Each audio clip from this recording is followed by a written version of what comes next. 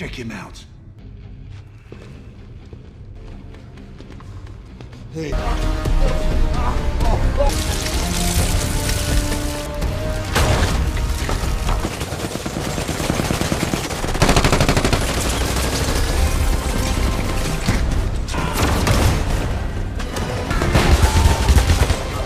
We need immediate backup. Send everything you've got.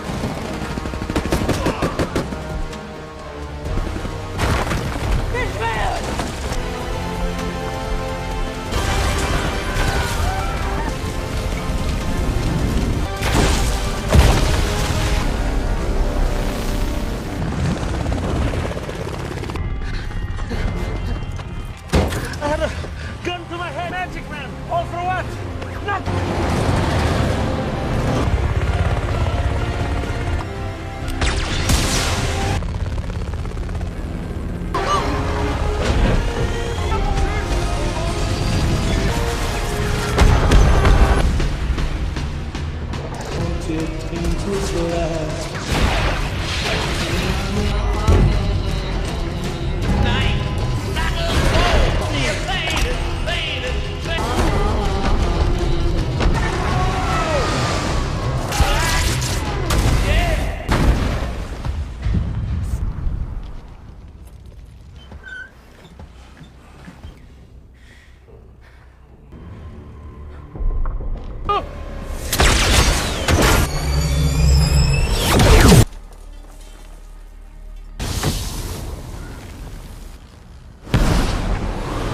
God willing, we won't see him again.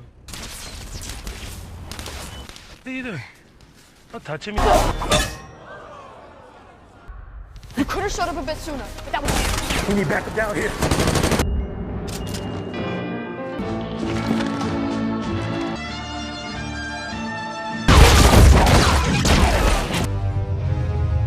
Tell them. Distraction.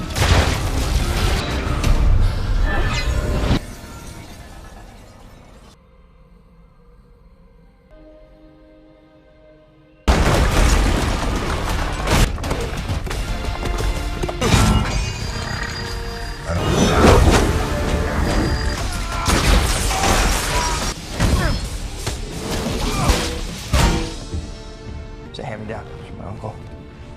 Hawkman just does not give up, does he? Come on! Where are you going? Wait! Cyclone, Smasher, now is your time.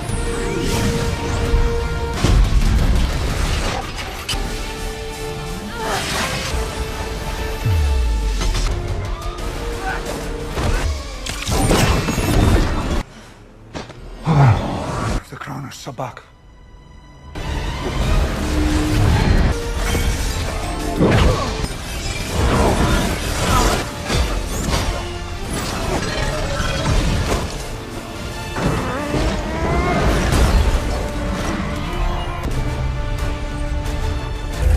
I'm coming, I'm zeroing in on your...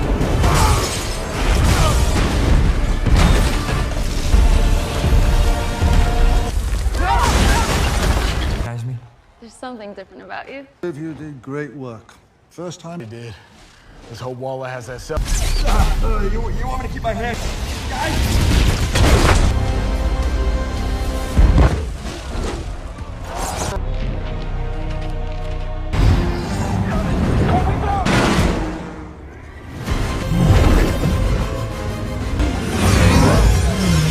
What bikes?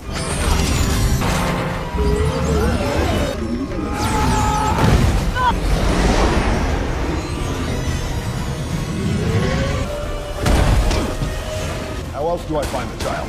I can help. Smasher, Cyclone, what are you waiting? This feels a lot higher than... Oh, hey, guys, slow down.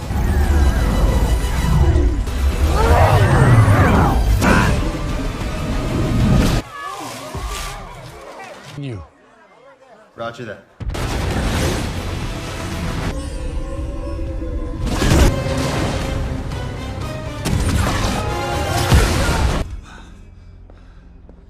How bad is it, Doc? How do I Die. How do I name it?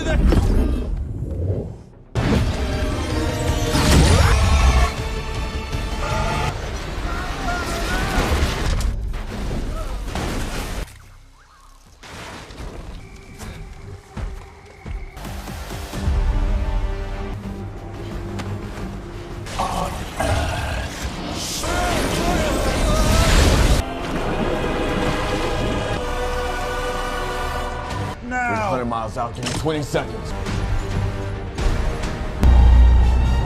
Brace yourself. Hold on.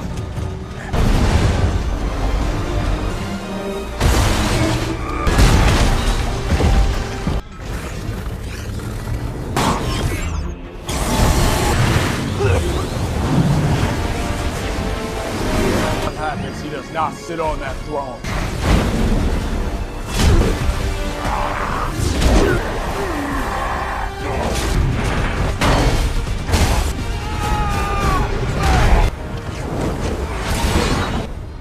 Sabak, show your...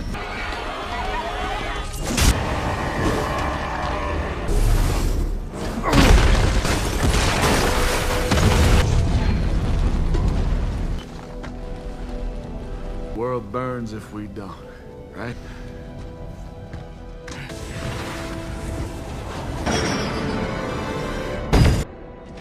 No. An old friend. I did see was with one foot in the future. I see nothing. Wait, King. Goodbye. Hit it from every side!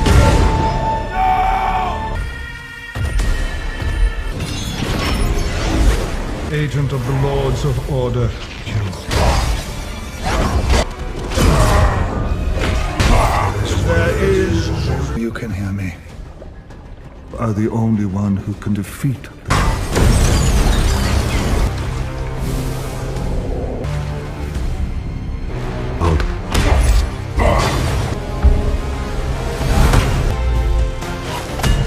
Not a worthy champion, because the...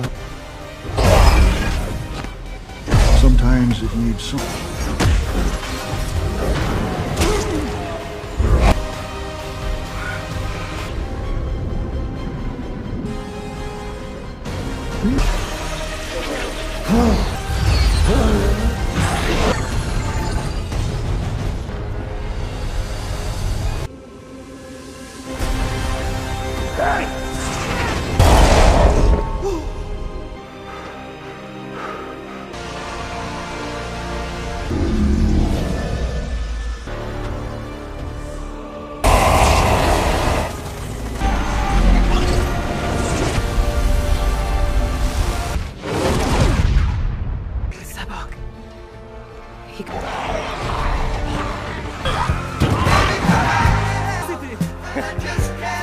Don't send me home, I can help. I know.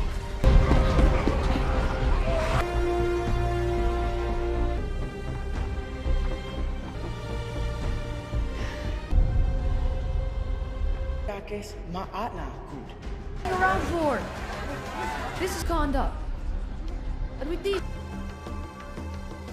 Und has Fontili.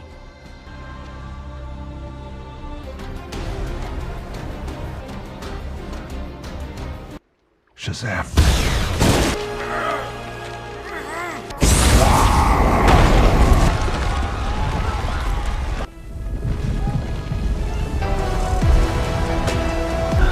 I got this.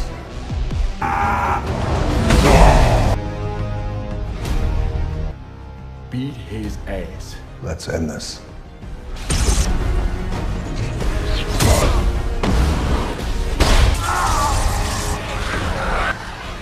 Just a bit.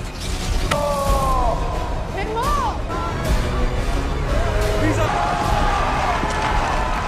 The wizard's powers were wasted. I'm not. You cannot stand against... I'm an old friend.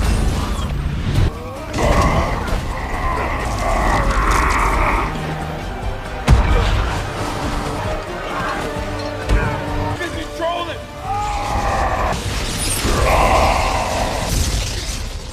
Tell him the man.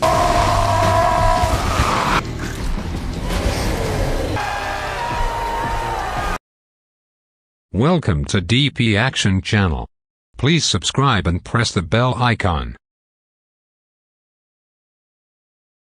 The zoo is certainly had its fair share of problems along its planned trajectory.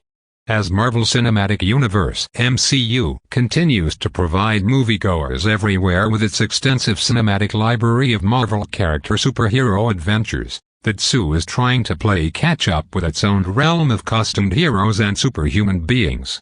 The studio, which falls under the movie studio control of Warner Brothers Pictures, has had a difficult time in producing a successful formula in trying to convey DC Comics of superheroes into cinematic endeavor for moviegoers to enjoy. This is apparently known in the spilt decisions of 2016 S Batman v Superman, Dawn of Justice, the problematic efforts in 2016 S Suicide Squad, and the disappointing presentation of 2017 S Justice League, with most finding these projects in general terms not meet to the standards of what was promised. This is even further expanded upon other endeavors such as 2020's Birds of Prey and Wonder Woman 1984, which faced very differences of opinions from reviews and moviegoers alike, as well as the Tsu shakeup, with future projects being pushed back, shuffled around, and even shelving them completely. The now unreleased Batgirl film. That being said, the Tsu is starting to find its groove, especially after the release of 2017 S Wonder Woman, 2018 S Aquaman, and 2019 S Shazam. Finding those feature films to have their own swagger and appeal that works in both film storytelling and entertainment purpose for audiences.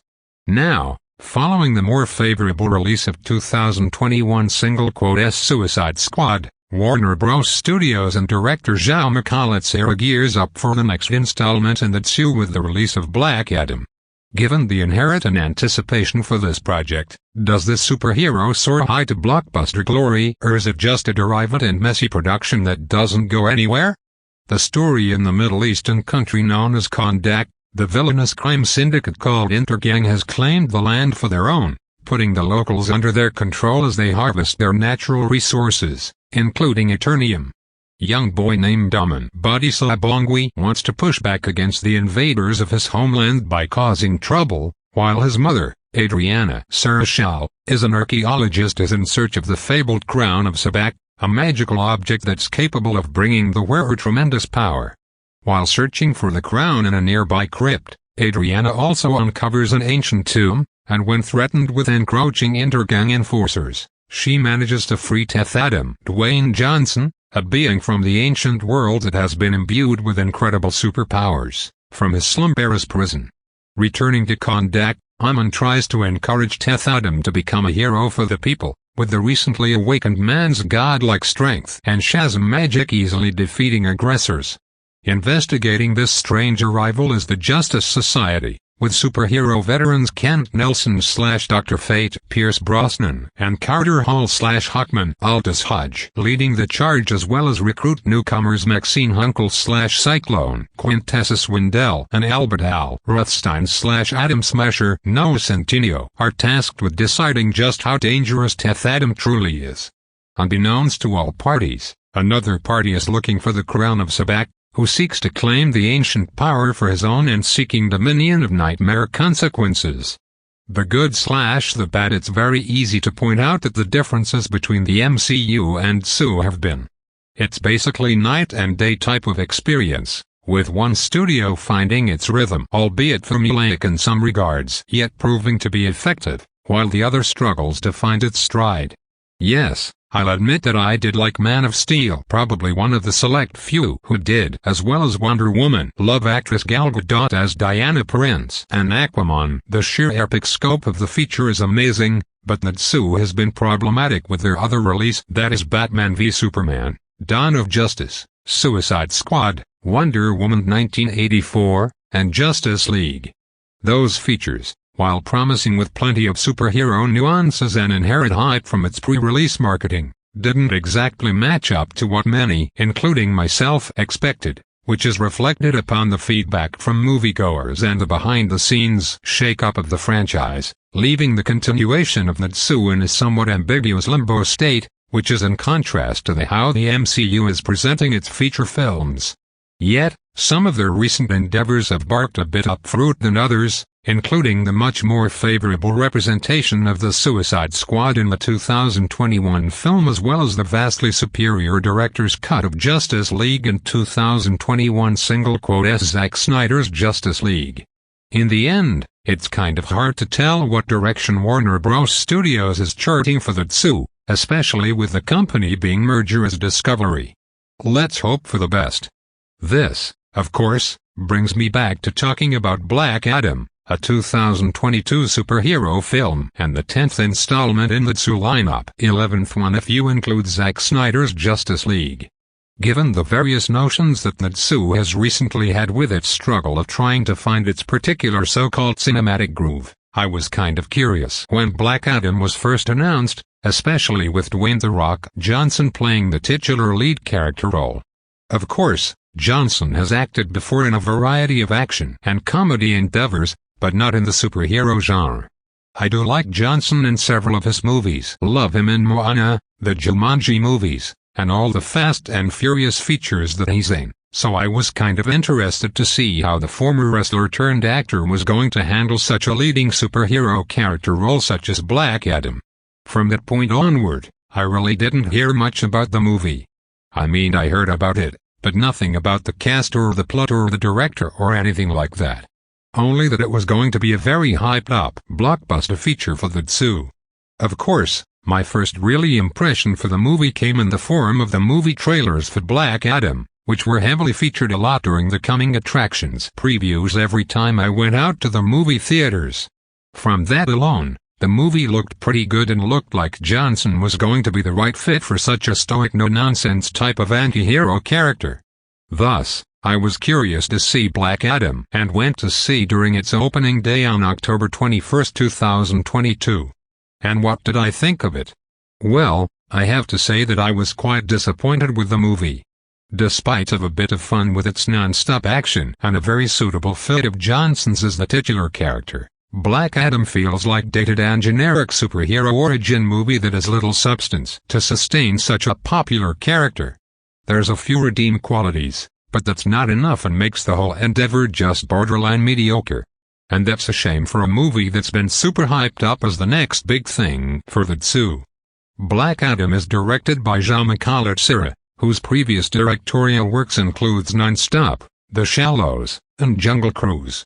Given his familiarity with suspenseful thrills and action sequences in those films, Colette Serra seems like a suitable choice to direct a promised action-packed superhero film of which Black Adam is being touted as such.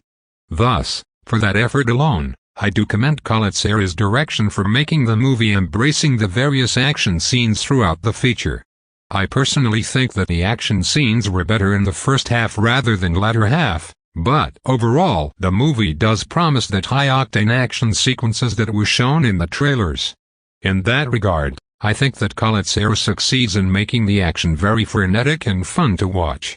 There is violence to be had in the film. Black Adam is rated PG-13, and there are a few moments to see how Teth Adam deals with bad guys in an almost Mortal Kombat finishing move. Basically, Colette Serra knows what moviegoers want to see and delivers that in the movie, finding the action scenes to be some of the best part that Black Adam has to offer. It's nothing mind-blowing or incredibly awesome, but it is something that entertaining to see, which Black Adam heavily banks on. There are a few storytelling beats and elements that do technically work in Black Adam's narrative, with Colette Serra staging them for some poignant mean. Of course, I do like the whole hero awakening in modern day, of which the movie that heavy uses when Teth Adams awakes in present-day Kahndaq and seeing him interact with modern technology and objects. Of course, this particular usage has been many times before, but the execution of it all is amusing to watch and the film is a fun gag of sorts. Of course, I do like the more fantastical fantasy elements of superhero features, with Black Adam heavily steeped in that notion, with plenty of mystical vistas, powerful beings, and the usage of magic. I've always gravitated towards movies like that and, while not super exciting as other endeavors, I still appreciate the movie embracing that fantasy superhero element. As for the emotional part, I did like how Colette Serra stages a few one of them as well as few poignant means, including why the JS or any other superhero for that matter haven't stepped in to stop the Intergang organization from oppressing the people of Kahndaq, but only came to the war-torn country to stop Teth Adam. It may be a little plot point to discuss or examine, but I do like it and poses an interesting question on the nature of superheroes and what they deem worth to get involved. In the presentation category, Black Adam meets the industry standards for what a current superhero blockbuster feature film is called for. It doesn't push the boundaries of modern cinematics of comic book film endeavors, yet it still keeps to the tradition and spirit of one. Of course, it's kind of interesting to see most, if not all, of the movie being located in a Middle Eastern-esque country, Kondak, and not in some generic big city in the USA. Plus, while we are on the topic, I did like how Black Adam does have a few prominent key characters being played by Middle Eastern talents. Anyways, the setting showcases of various war-torn areas, including a decrepit cityscape of which a lot of the film's battles fought on, which makes the whole action scenes fun to watch. This also includes several fantastic places that, again, use the film's fantasy elements, that help build the ancient powers that are at play from the old world. Thus, while the movie isn't perfect, I do have to give credit to several of the movie's behind-the-scenes team, including Tom Meyer, production design, Larry Diaz, set decorations, Kurt and Bart, costume design, and the entire art direction department. Additionally, the cinematography work by Lawrence Sher has some good moments that help build dramatic cinematics throughout the movie. Even a few crucial areas are overused. More on that below. Lastly, the film's score, which was composed by Lauren Bailoff, is actually pretty good. There's plenty to like about it as it is charged with plenty of pounding bombastic pieces as well as few quieter/chanting suites that help build the more dramatic/uplifting moments. A pretty solid score from Bailoff. Unfortunately, Black Adam isn't all the hype that everyone was hoping for, with huge and glaring problematic areas that hinder the feature from standing tall and proud. Perhaps the most prevalent one that draws criticism towards the film is in the actual story of the narrative. What do I mean? Well, for better or worse, the story that's being told in the movie script, which was penned by Adam Steichel, Rory Haynes, and Surabno Shervani, is quite predictable and almost formulaic to the touch. In a nutshell, the story in Black Adam is half-baked and feels very much so lacking in a proper narrative construction in the movie. Everything about the movie, from its world-building, characters and their development, action, visuals, and superhero nuances, feels somewhat half-done, but were never properly executed quite the right way during the film's production. Subplots are fragmented, plot holes are numerous, stuff that is presented becomes irrelevant to the plot eternum, and characters are just badly written. Thus, Black Adam just comes across as mundane superhero blockbuster endeavor that only has a shell of the story to help propel Johnson in the titular anti-hero character. In addition, the movie heavily uses the classic exposition sequences to quickly catch us, the viewers, up on what is going on in the movie's world. Yet, the usage of such lengthy expositional moments can be exhausting, especially in the beginning portion of a film of which Black Adam does.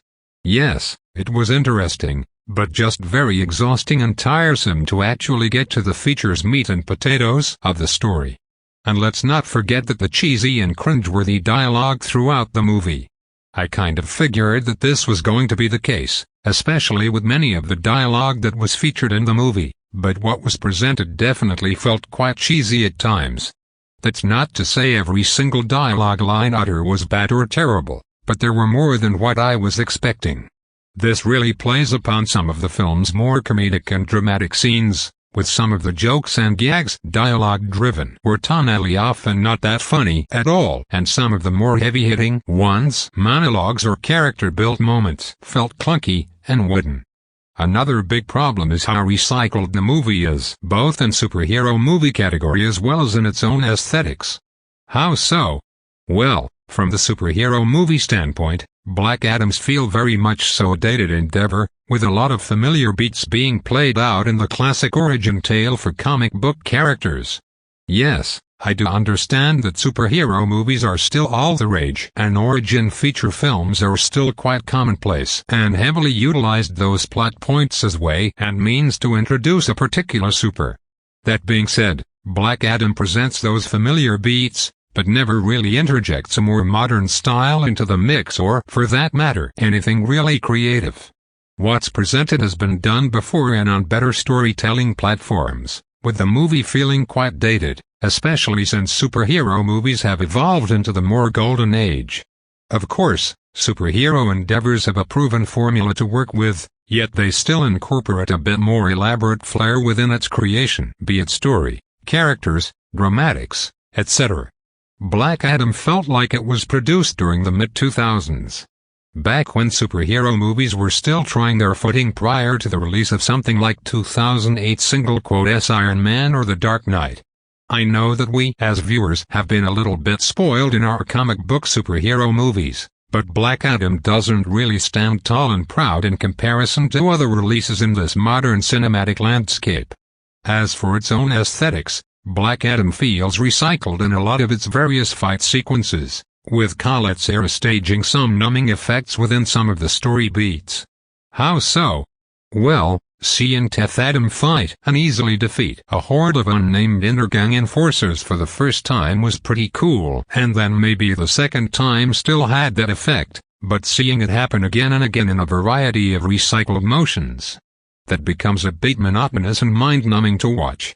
The same be said with the Justice Society involvement in the film, who enter the feature with the intent of stopping Teth Adam. The first time was cool, but seeing it happen again and again become just tiresome and mind-numbing. Thus, the utter repetitive nature of the movie becomes a bore, and one can easily see the lack of substance that the script doesn't have for the narrative, as well as Colette-Serra, who doesn't know how to make an impactful and entertaining superhero blockbuster. Also, I do have to stress the overusage of slow-motion film technique and how it truly becomes annoying. Yes, this particular technique isn't new or revolutionary, as it's been done many times over for dramatic effects in movies, but Black Adam uses it so much that it becomes tiresome to watch almost every scene that uses slow motion. This also brings up the cinematography by Lawrence Sher, who goes a little bit Zack Snyder's 300 mantra with Black Adam, and doesn't connect well with it. This also doesn't make the film's visual effect shoots, which are a combination of good to mediocre, with a few glaring noticeable of bad green screen effects or computer-generated constructs that are a little bit shoddy in their integration presentation. Of course, a director must walk a fine line with superhero movies. Give too little and it becomes not enough excitement, and give too much, and it becomes all action with no substance. Sadly, Black Adam leans more heavily towards the latter, with bloated action that, while cool and visual interesting, never really challenged the status quo of either superhero movies or blockbuster pictures.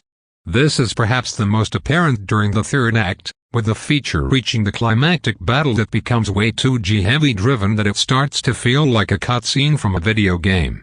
Some elements definitely work in this particular portion of the movie, yet it still feels very hollow and doesn't reach the same type of impact as what was intended. The final result of it makes the Black Adam's ending feel redundant and far less interesting than other Tsu endeavors, almost something on par with 2016 Suicide Squad, with lack of heart and emotion. The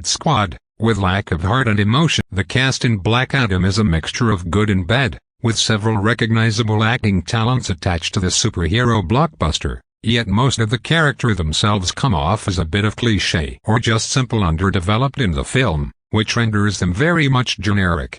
Perhaps the strongest, literally, and most memorable character in the entire picture is the main person who is headlining Black Adam. Yes, I am talking about Dwayne "The Rock" Johnson in the anti-hero protagonist role of Teth Adam.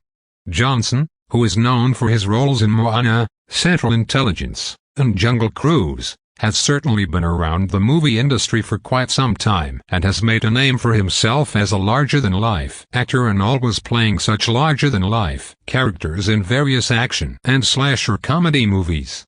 One could call it typecasting, but Johnson is always up to the task and is always good at delivering his dialogue lines, even though some are silly.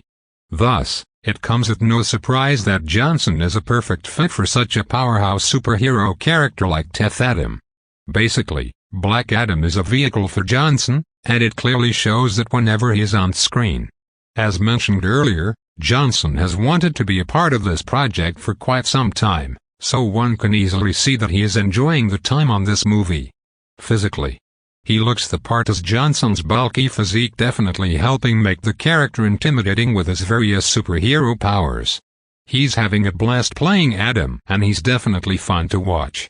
Of course, the limitation of the character is quite noticeable, especially since he's quite stoic and stonewalled towards many situations and characters he interacts with it. It's what the script calls for, and it becomes a bit stale as the feature progresses. Thus, the humanity portion of Teth Adam could have been better handled, which makes Johnson, who is always good delivering those big, bravado moments, come off as a bit weaker than intended. Still, what's presented works, and one can easily tell that Johnson is having fun in such a superhero role. In short, whether you love the movie or not, there is no denying the fact that Johnson is the main star and attraction for Black Adam, and perfect encapsulates the role to a fault. Let's hope that he returns for future DCU projects. Would love to see him go up against the likes of Cavill's Superman, or Gadot's Wonder Woman, or even Levi's Shazam.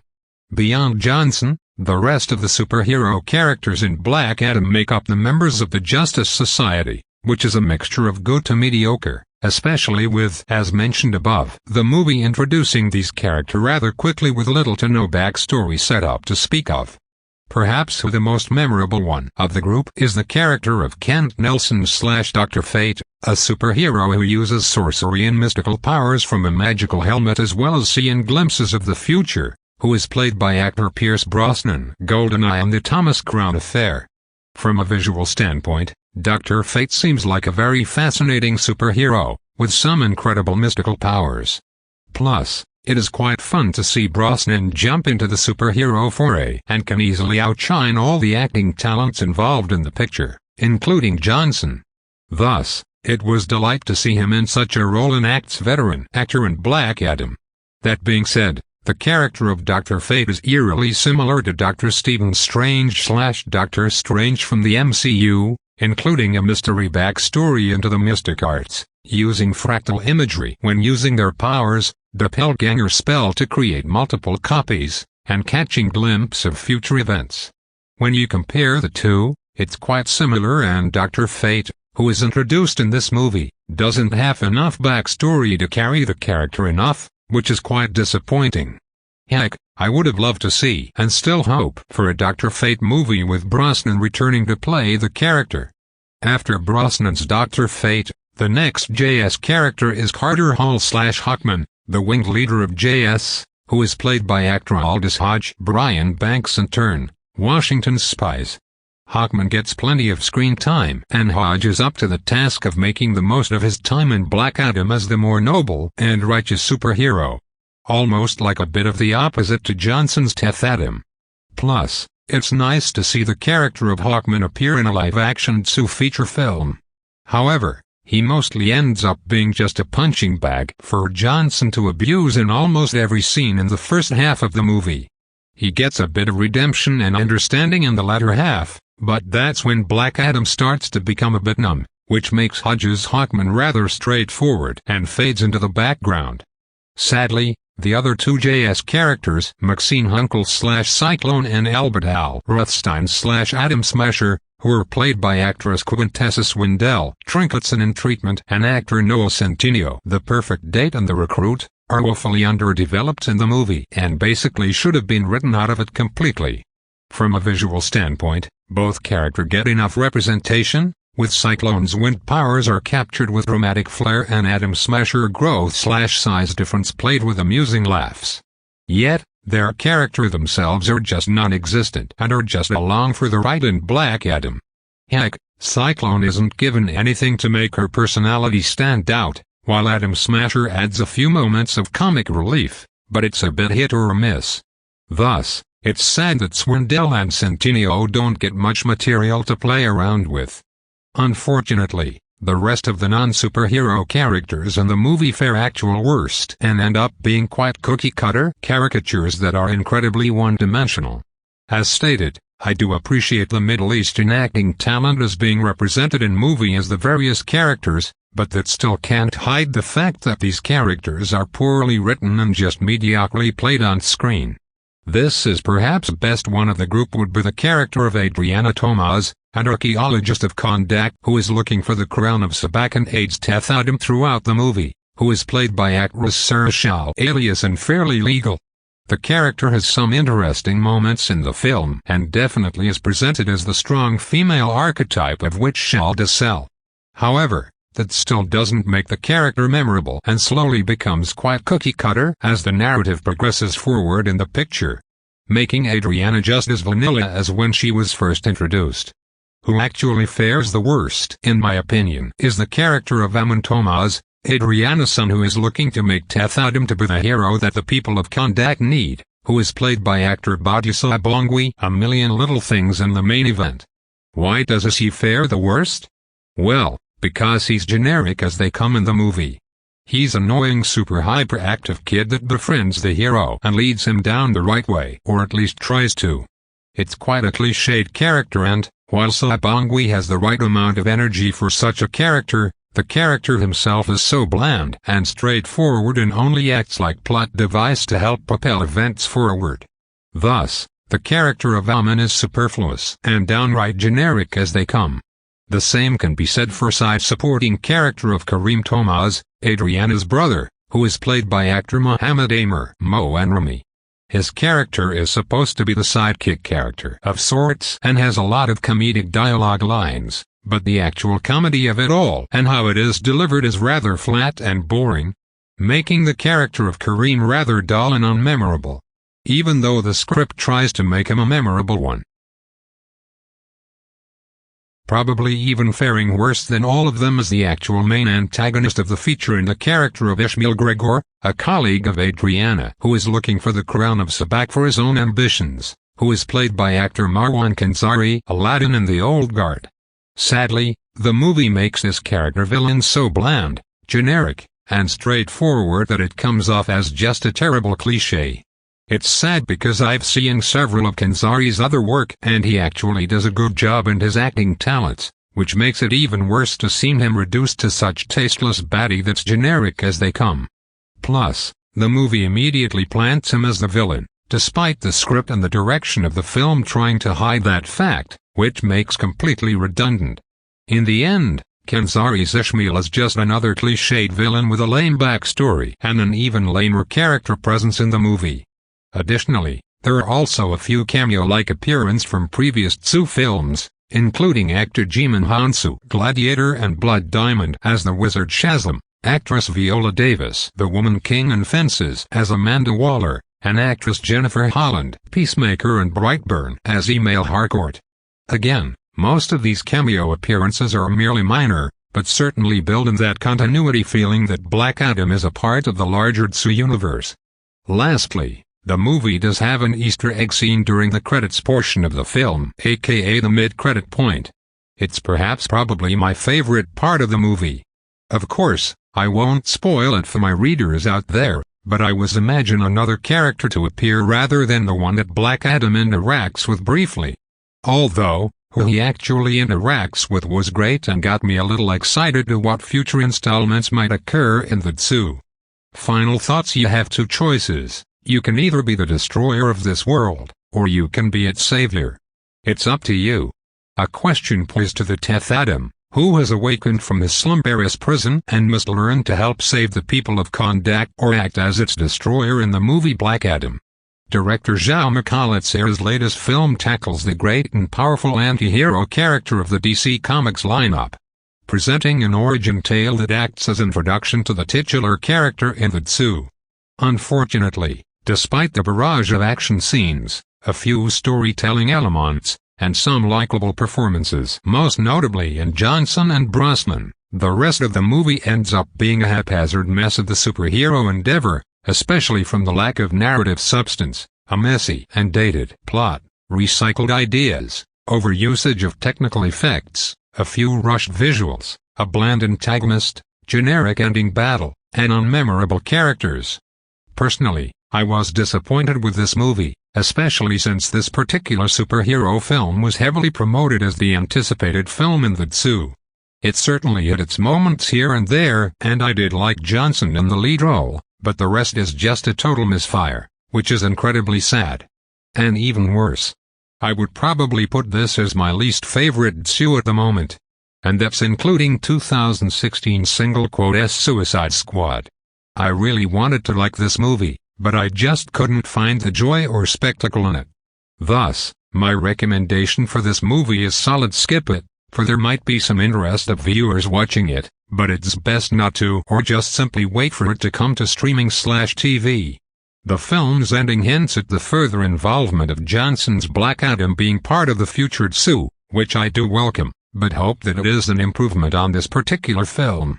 In the end, Black Adam is a sluggish, recycled, and outdated superhero that doesn't really amount to much beyond Johnson's Adam being introduced into the larger cinematic universe of DC heroes and villains. In short, the movie is all Johnson and no substance. Thanks for watching.